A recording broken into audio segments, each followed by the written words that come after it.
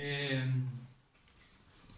título de la charla, el arte no es cuestión de gustos.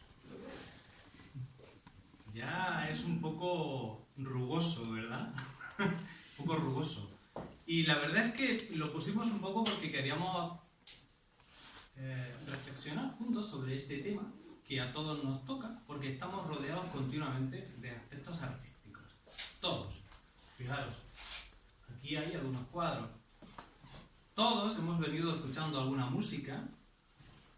Todos pasemos por las calles de nuestra ciudad y encontramos alguna escultura. Algunas más, otras menos comprensibles, pero están ahí. Están en nuestra vida. El arte es consustancial al ser humano. Da igual, si os vais a África y os vais a una tribu absolutamente perdida, casi sin contacto con la civilización, vais a encontrar que tiene su modo de arte. Lo tienen. Quizás pequeñito, incipiente, pero lo tienen. Y a mí esto siempre me ha llamado la atención porque significa que no es una guinda en el pastel. ¿Sabéis qué quiero decir, verdad? No es algo superfluo, un añadido que puedes poner cuando ya todo lo demás está, sino que es consustancial al ser humano. Y claro, como escuela de filosofía, como filósofos, pues nos interesa mucho el tema. Por eso estamos aquí. Espero que la charla sea provechosa. Pues he de reconocer que el tema, como os decía, me interesa especialmente porque, como os decía, soy músico. Me dedico a la música. Y siempre me ha fascinado la capacidad que tiene la música para tocar al ser humano. Para ayudarlo, para socializar, para lograr que en un momento de tensión restablecer un poco tu equilibrio, tu calma. Y claro, incluso hay momentos en los que uno tiene un concierto y sales del concierto y dices, es imposible hablar con otra persona sobre lo que he vivido en este concierto. Solamente una mirada de complicidad con alguien que haya estado en el concierto puede hablar sobre eso que se ha vivido, pero no es razonable. Es decir, nos tendríamos que tirar mucho rato para hablar sobre lo que se ha vivido. Y nunca llegarías a explicar a fondo lo que ha ocurrido. Digo, en un concierto, digo, con una poesía, digo, con una danza. Y claro, cuando te vinculas a un arte, enseguida empiezas a mirar a las otras artes. Y empiezas a descubrir que está la pintura, que está la escultura, que está la poesía. Yo tengo que reconoceros que yo descubrí la poesía durante una larga enfermedad. Fue una larga enfermedad y mi compañera, en un momento en el que estaba muy dolorido, empezó a leerme poesía. Para mí la poesía hasta ese momento no existía. Bueno, sí, como para mucha gente. No era deleite, es la evocación que esas imágenes, con tan pocas y precisas palabras, te lleva a otro mundo. Y por un rato, el dolor desaparece. Y ahí la descubrí. Y fue genial. Porque a partir de ese momento me di cuenta de que tenía que empezar a mirar las otras artes. Porque cada uno se centra en la música y en los alrededores de la música, y claro, los demás sí tienen relaciones con el teatro, con la danza. Y te vas dando cuenta de que todas las artes tienen su aquel, como diríamos, ¿no? Tienen su cosa. Incluso, si me permitís, hasta el folclore. Porque en las danzas y en los bailes tradicionales, en la música tradicional, se guarda, yo creo que lo que se guarda es la esencia de cada pueblo, pero hecha música, hecha danza, hecha chascarrillo, hecho cuento, pero hay algo ahí de verdad, hay algo de verdad. Entonces, poco a poco, me fui dando cuenta de que mi gusto, mi percepción, que estaba centrada en un aspecto, necesitaba ensancharse, necesitaba ampliarse, necesitaba comprender. Y bueno, empiezas a leer, empiezas a ir a una exposición, empiezas a ir a un recital de poesía o a hacerlo, porque eso es mucho más interesante, y te vas dando cuenta de que todas ellas tienen algo en común. Tienen algo en común. Y además te vas dando cuenta de que necesitas desarrollar tu gusto. Que tu gusto es un punto de salida, un punto de contacto, pero no es algo definitivo, es solamente un punto de salida. Válido, y que creo que todos tenemos, o deberemos de tener, y además está muy vinculado al emocional. ¿Me gusta? ¿No me gusta? Y yo a veces me desconcierto, ¿sabéis? Porque hay cosas que no me gustan, pero reconozco que son buenas. Y entonces, dices, bueno, comprendo que son buenas, aunque no me guste. Digamos, no me compraría este libro, pero reconozco que está muy bien escrito. Por ejemplo. ¿Dónde quiero ir?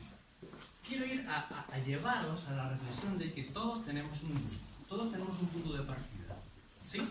Pero necesitamos ampliarlo, necesitamos ensancharlo, necesitamos descubrir otros aspectos que no son exactamente emocionales.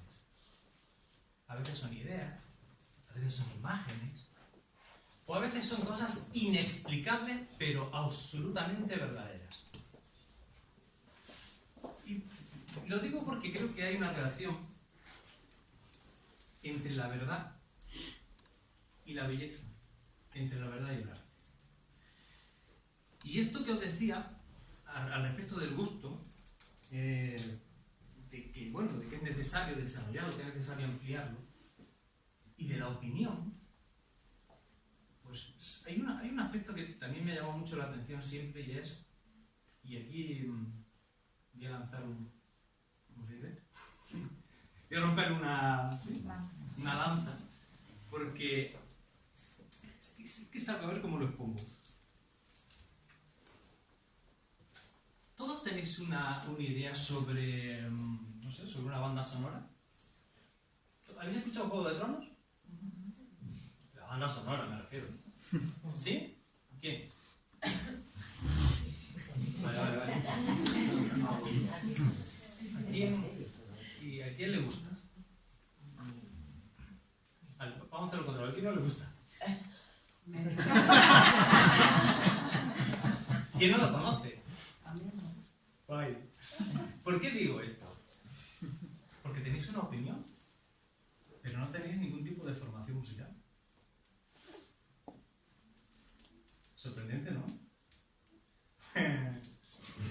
Y digo sorprendente porque en otros ámbitos de la vida, por ejemplo, eso sería impensable. Vamos a poner un ejemplo. Pues de pronto me encuentro aquí a Brigitte que le duele muchísimo en el costado. Tranquilos. Lo que tiene es exactamente esto. Y doy mi opinión. Y doy un diagnóstico. A mí me parece sorprendente. Jamás lo haríamos. ¿O sí? Necesitamos un poco de formación. ¿Sí o no? ¿Estás conmigo? Pero en el ámbito artístico no solamente tenemos una opinión, sino que nuestra opinión es absolutamente válida. Es ciencia. Fijaros que os digo. No solamente tienes que tener una opinión, sino que es necesario que la tengas. ¿Cómo puede ser esto? Yo creo que necesitamos formarnos. Creo que hay ámbitos en la vida en los que necesitamos formarnos. Y el del contacto con el arte es uno de ellos. Pero sin embargo, tenemos una opinión dada. Nos hemos formado una opinión y tenemos un gusto preestablecido. Repito, ¿es esto malo? No, pero es un punto de salida.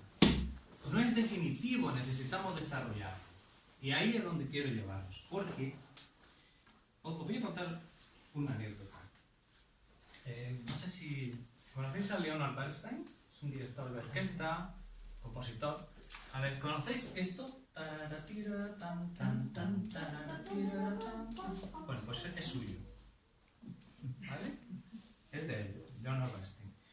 Norteamericano, ya murió, pero él estuvo muchos años dirigiendo y además componiendo. En una ocasión dirigió a la orquesta acompañando a un pianista, a uno de los grandes pianistas que era Glenn Gould, ¿vale? Canadiense. Y Bernstein salió al escenario, antes de que saliera el pianista, dijo: quiero decir que estoy en absoluto desacuerdo con el tempo de la interpretación del pianista. Todo el mundo se quedó muy diciendo, entonces, ¿por qué lo acompañas? Y siguió diciendo, pero creo que mi percepción, mi opinión, mi gusto, no es el único al respecto de esta obra y quiero aprender. Y por tanto voy a acompañar. Chapo. Que vamos, que es Leonard Bernstein, es un genio. Pero estaba en absoluto desacuerdo con esa versión, con ese tempo. Él jamás lo hubiera hecho así, pero dijo, no, pero yo estoy abierto a aprender, quiero aprender y voy a hacerlo. ¿Cómo? Vamos a hacer el concierto siguiendo las directrices del pianista. Yo creo que es fantástico esto. Yo creo que es muy importante esto, porque creo que nunca podemos dejar de formarnos, de aprender, ir desarrollando ese gusto inicial que es solamente un punto de salida. Pero además,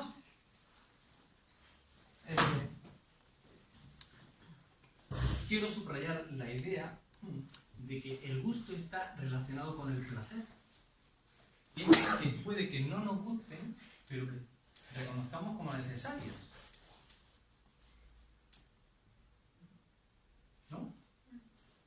Y no te gustan. Hay ideas que están por encima de lo que de la emoción o de lo que sientes. Hay imágenes que te pueden traer. Hay muchos aspectos que están por descubrir y nos hemos quedado en el mundo emotivo. Solo en el mundo emotivo. Es lo que me gusta. Y tengo una opinión. Y mi opinión es ciencia. Hay que ensanchar esto. Creo que es muy importante ensanchar esto.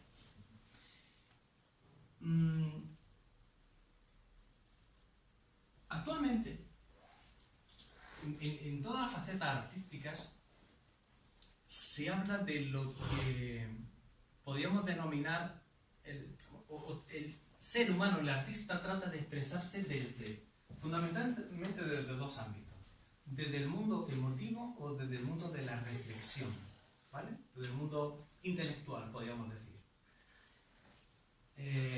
¿Sabéis de dónde viene esto? Si yo pongo ahora aquí un cuadro determinado y vosotros no lo entendéis y tengo que explicarlo, significa que la idea, el concepto, no os ha llegado bien. Creo. Necesito que lo entendáis. Si vais a recitar de poesía y os quedáis igual que estabais, no ha habido conexión, no ha habido algo dentro de vosotros que se haya despertado y que diga, veo o me voy con algo que antes no tenía. Es que el mundo emocional se ha puesto a funcionar, ¿sí o no? Os voy a mostrar una cosa, ¿puedes? Eso, son unos versos que dicen: la rosa no tiene por qué. Florece porque florece, sin preocuparse de ella misma, sin desear ser vista. ¿Esto es verdad? ¿Consideráis que es verdad? La rosa no tiene por qué. Es decir, florece porque florece. Es decir, no busca ser vista, simplemente cumple su... Los hindúes dirían su dharma, ¿no? Cumple su destino. ¿Sí? ¿Es verdad? Y está expresado de una manera hermosa, creo, ¿no? Así que debe haber una relación entre la belleza y la verdad, ¿no? Esta es una verdad poética. Y además, si tuviésemos que explicar esto, tendríamos que empezar por...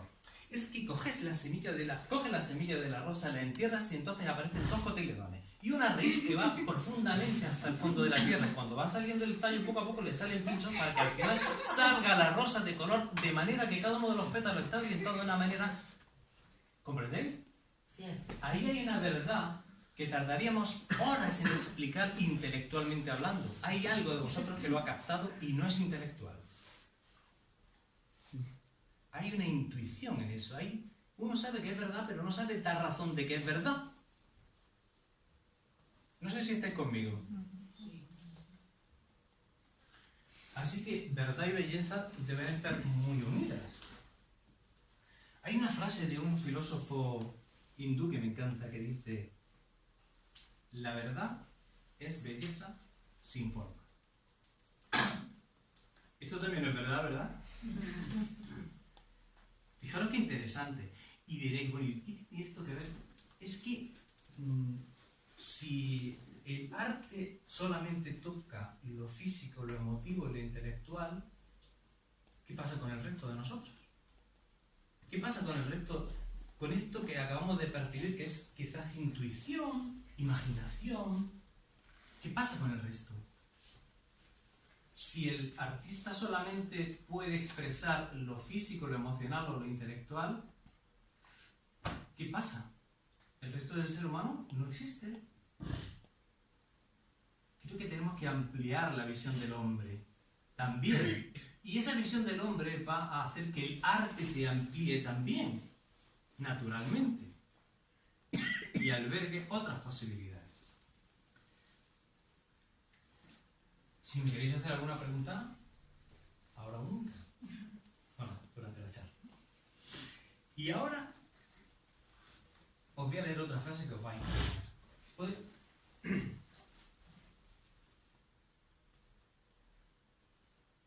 Oscar Wilde decía: todo arte es inútil. También es buena, ¿eh? Todo arte es inútil. Uy, qué cara. No, pero es verdad. Es inútil. No se hace con una finalidad práctica. No se hace con una finalidad práctica. Para sacar belleza, para sacar dinero, para eso. O sea, así, ¿verdad? Bueno, yo lo he traído esa frase porque me ha gustado por una cuestión muy sencilla. Todo el arte actual tiene una utilidad. Está diseñado para algo. Absolutamente todo. Yo creo que lo que Wilde quería hacer era una alabanza al arte. En realidad lo que quería decir es: todo verdadero arte está por encima de lo económico, está por encima del estatus social, está por encima de que te venga bien o te venga mal. En realidad es para otro aspecto del ser humano que no es lo cotidiano, aunque está en lo cotidiano. Y es muy bueno, porque decir todo arte es inútil, en ese momento, final del siglo XIX, en el que ya la Ilustración empezaba a dar fuerte con que no existe Dios, no existen los ideales, no existen los valores, lo único importante es lo que se razona, lo que se enumera y lo que se intelectualiza, ¿sí? Aparece Wilde y dice: todo arte es inútil. Claro, el problema de esto es que hubo una serie de gente, entre ellos algunos artistas, que pensaron que, como era inútil, cualquier cosa podía ser arte. Y el pensamiento racionalista fue desembocando poco a poco en una, a mi juicio, una desorientación del arte. Os he traído una... La siguiente, ¿no? Sí, os he traído... Sí.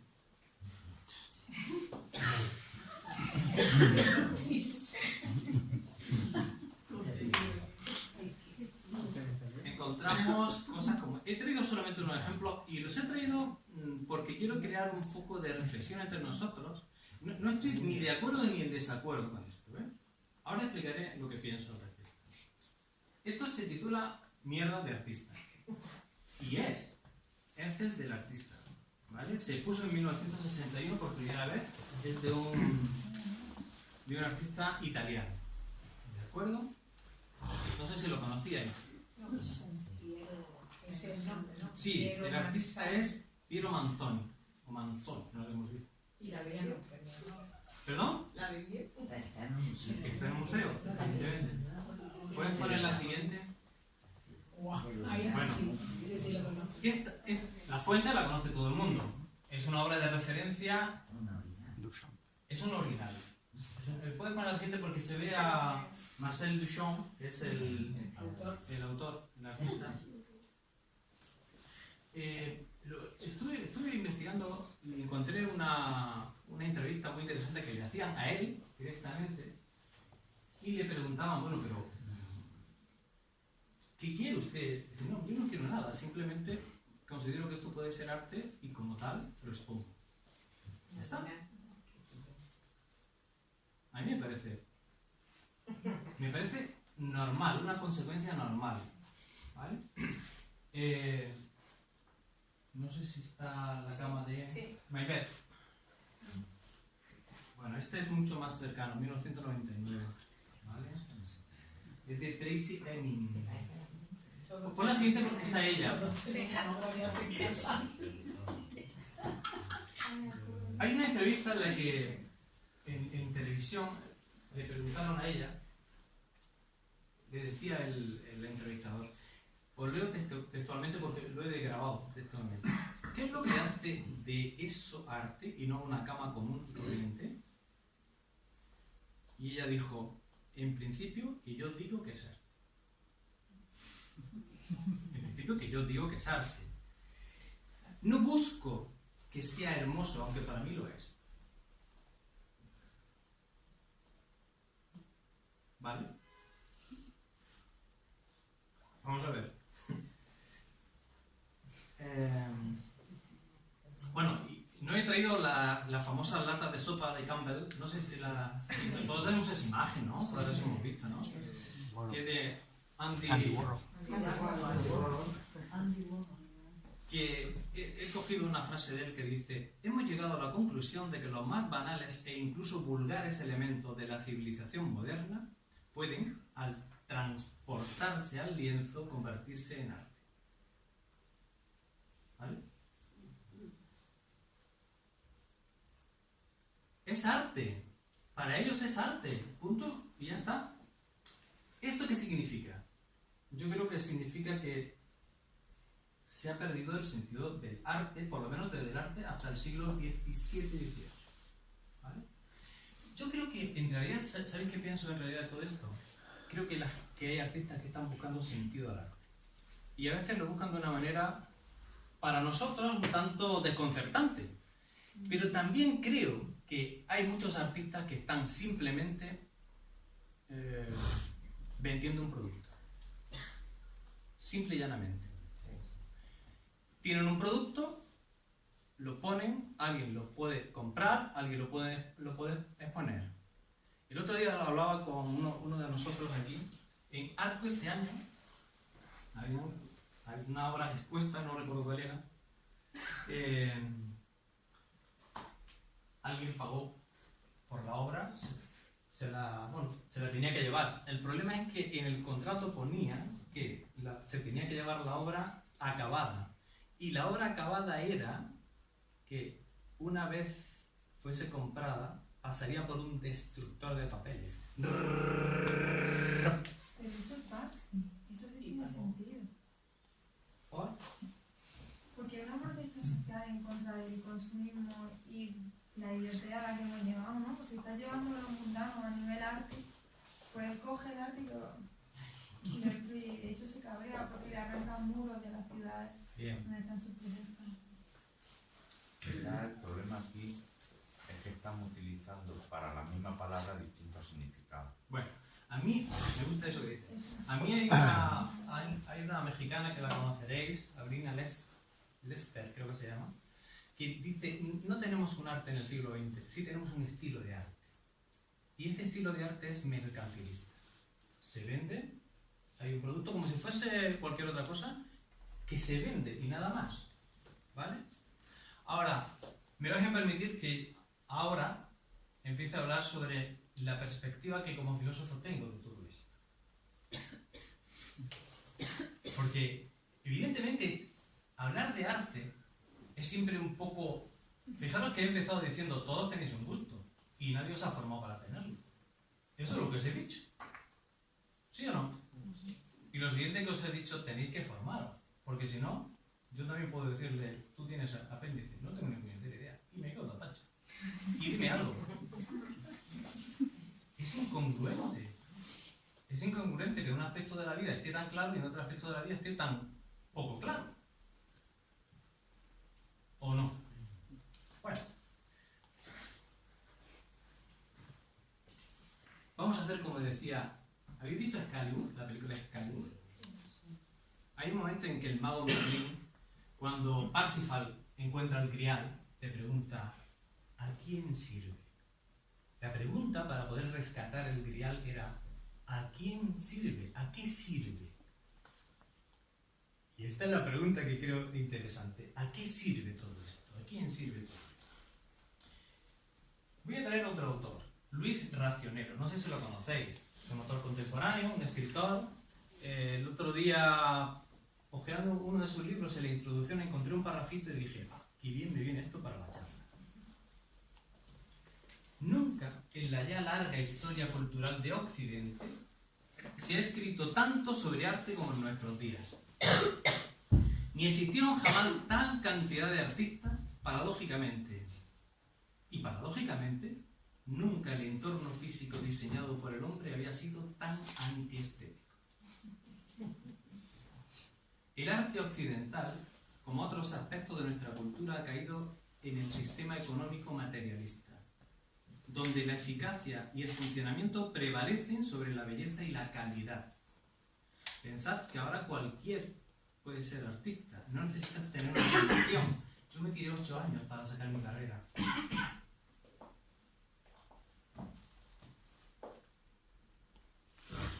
Claro, el mercado está saturado de artistas y de obras. El arte hoy no puede desempeñar la función social, que siempre ha tenido. Hacer consciente el subconsciente. Abrir las puertas de la percepción y dar forma expresiva a los grandes temas que preocupan a cada generación en cada momento. Es decir, que el arte siempre en todas las sociedades, os decía al principio, tú te vas a África y te encuentras y hay arte. ¿Sí? ¿Qué función tiene? ¿A quién sirve? ¿Para qué? Por lo menos tradicionalmente hablando. ¿Es solamente una cuestión física, estética? ¿Corporal? ¿Me permitís? ¿Sabéis qué significa la palabra estética?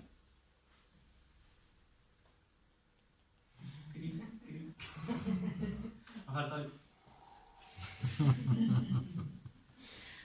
el que percibe, el que comprende.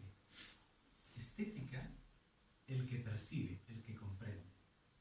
Es decir, que no está directamente relacionado con lo bello en principio, ¿no? ¿Verdad que no? Bueno, yo creo que miramos excesivamente hacia el suelo, hacia abajo, hacia lo físico. El otro día iba caminando por la calle y te encuentras estética Mari Carmen. Si te das una vuelta, hay cantidad de aspectos o de tiendas o de productos o de tratamientos o de cremas o de lociones en relación con la estética, pero es una estética corporal, ¿sí o no? Vale. Entonces, la estética se ha reducido a lo corporal. ¿Es solamente esto? Creo que, ¿sabéis que necesitamos? Unir lo estético y el arte, que es una de las funciones que tiene el arte. ¿A quién sirve? El arte debería de ser como la rosa. Aunque no la veamos allí en la lejanía, ella va a ser bella. Va a ser bonita. Aunque ni tú ni yo lo percibamos. Tiene su misión y lo va a hacer. Creo que una de las cosas que necesita el arte actual, en esa búsqueda que creo que hay hoy, es el reencuentro con la belleza. Pero claro, ahí entramos otra vez en un tema complicado, que es la belleza. Porque también podríamos decir que es algo subjetivo. Tú puedes tener una percepción de la belleza y yo también. ¿No? Os voy a leer otro párrafo. Y ahora... pasa, por favor, porque tengo Sigue. Sigue. Sigue. Sigue. Es claro que voy a volver sobre ello. Esto que voy a leer es de un chino francés. O de un francés chino. Es que tiene un poco del pensamiento oriental y del pensamiento occidental. Dice, el universo no está obligado a ser bello, pero lo es. La naturaleza lo es.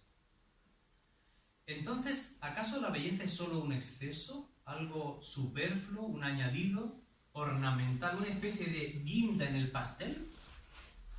¿O se arraiga en un suelo más profundo y obedece a una intencionalidad más arraigada? Hay cantidad de ejemplos. Un cielo estrellado, el Monte Lu, en China, un mar embravecido, un pájaro volando. ¿La belleza natural que observamos es una cualidad original, intrínseca de la naturaleza, o es el resultado de un azar, de un accidente? Esta pregunta es interesante porque según las tesis actuales, la vida se debería tan solo al encuentro fortuito de diferentes elementos químicos. ¿Sí, verdad? Así algo empezó a moverse, una materia cobró vida, algo así como un primer fenómeno, como un moho en la superficie de un planeta perdido. Como un grano de arena en medio de las galaxias. Sin embargo, ese moho se puso a funcionar, tornándose cada vez más complejo, hasta producir imaginación y espíritu. No contento con funcionar, consiguió perpetuarse, instaurando las leyes de la transmisión. Y no contento con transmitirse, se volvió bello. Resulta sorprendente que el moho se ponga a funcionar evolucionando. Lo es todavía más que consiga durar transmitiéndose, pero lo que deja atónico es que tienda de forma irreprimible hacia la belleza. Por puro azar, así, un día, la materia se volvió bella, a menos que desde el principio la materia contuviera en potencia la promesa de la belleza, la capacidad de la belleza.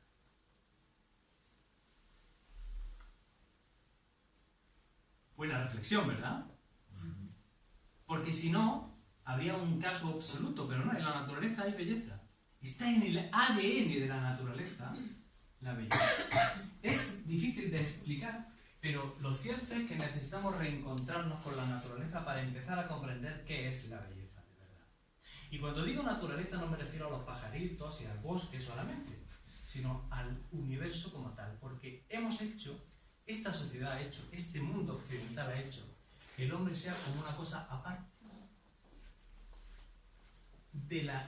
a la cual hay que servir. Todo sirve al hombre. O dicho de otra manera, el hombre se sirve de todo.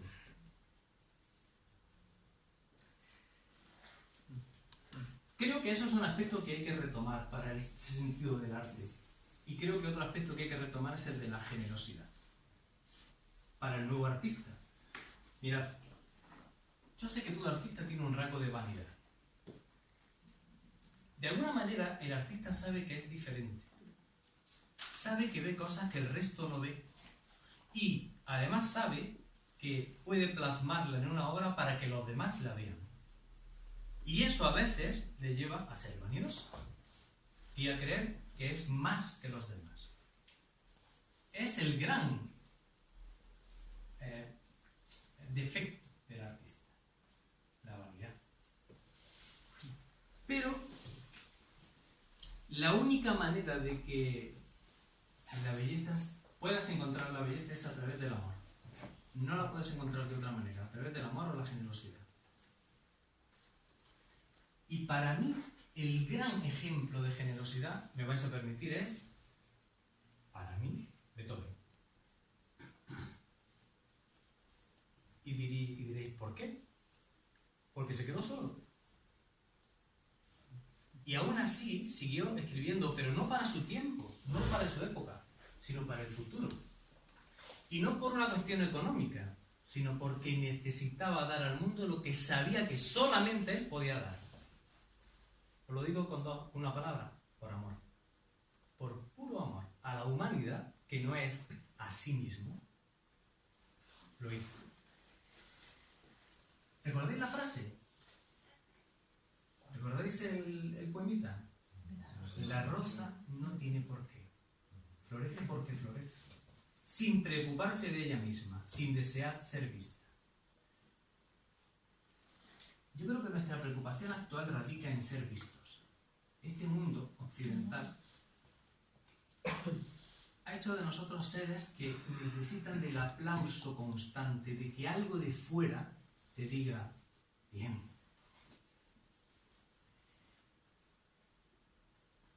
Buscamos como ser bendecidos, ser amados a cualquier precio. Necesitamos que algo de fuera nos lo diga. Y si no nos lo dice, sentimos dolor. Y ese es el gran error. Uno de los grandes errores. Vivimos para ser vistos. Si no, fijaros en las redes sociales. Vivimos para ser vistos. Y ahora, ¿vosotros pensáis que Beethoven escribió la 9ª sinfonía para que fuese escuchada por su tiempo y nada más? Os lo voy a decir de otra manera. ¿Pensáis que la belleza que alberga la 9ª sinfonía es menos belleza porque ahora no la estemos escuchando? Pensad lo que estoy diciendo. No entiendo eso. Es menos por no ¿La estar rosa es menos bella porque tú no la veas? No. ¿Verdad que no? Florece porque florece. Porque tiene que hacerlo. El artista que es verdadero artista capta un ser y le da un traje para que el resto pueda verlo. Gracias a él vemos lo que ya existía. No sé si me estoy yendo muy arriba. Gracias a él vemos lo que ya existía. No necesita ser visto. En realidad el artista lo que hace para nosotros es un traje, como digo. Sea a través de la pintura, sea a través de la escultura, sea a través de la música, de la poesía, de lo que sea, crea una forma para que algo que es invisible para todos nosotros se vuelva visible, audible o como queráis.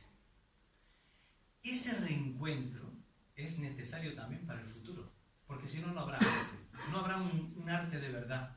Creo que todas estas búsquedas de las que estábamos hablando hace un momento, con esos ejemplos que antes hemos puesto, se quedarán solamente en eso, en búsqueda.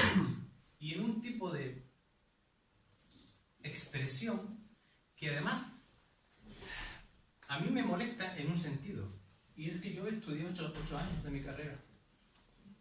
Y sé que hay gente que escribe y lo tira a la basura, y vuelve a escribir y lo vuelve a tirar a la basura, porque no expresa lo que ve. O pinta y lo tira, y pinta y lo tira, y pinta y lo tira. Y después que alguien simplemente coge y te ponga una cama en medio de un sitio y diga que eso es arte, porque ella lo dice, no me parece. Por lo menos me parece que debería haber esfuerzo, sensibilidad y trabajo, como mínimo, esfuerzo, sensibilidad y trabajo. Y para el futuro, o reencontramos el arte y la belleza, o reencontramos al ser humano con la naturaleza, o reencontramos el arte con los aspectos creativos del ser humano, o no tendremos nada. Nuestro mundo se ha vuelto suficientemente duro, frío y feo como para no ir a una exposición. Es terrible, pero es así. ¿Y sabéis qué dice eso, qué me dice a mí? Que no está en mi vida. Las cosas que están en mi vida, tan cercanas a mí, las tengo en mi casa. Me gusta oírlas, me gusta verlas, me gusta leerlas. Pero las cosas que no forman parte de mi vida, no me interesan. ¿No os pasa a vosotros? ¿No tenéis una canción? ¿No tenéis un poema? ¿No tenéis un libro? ¿Sí? Recuerdo cuando estaba acabando la carrera, y ya termino, y así me preguntáis si queréis. Un día mi profesor de armonía me puso una obra contemporánea. de música contemporánea. Y le dije, en mi juventud, don Manuel, se llama don Manuel, si usted escuchase esto todos los días, ni bien se levantase, acaba como una cabra. No me suspendió. Pero era verdad, porque eso era insoportable.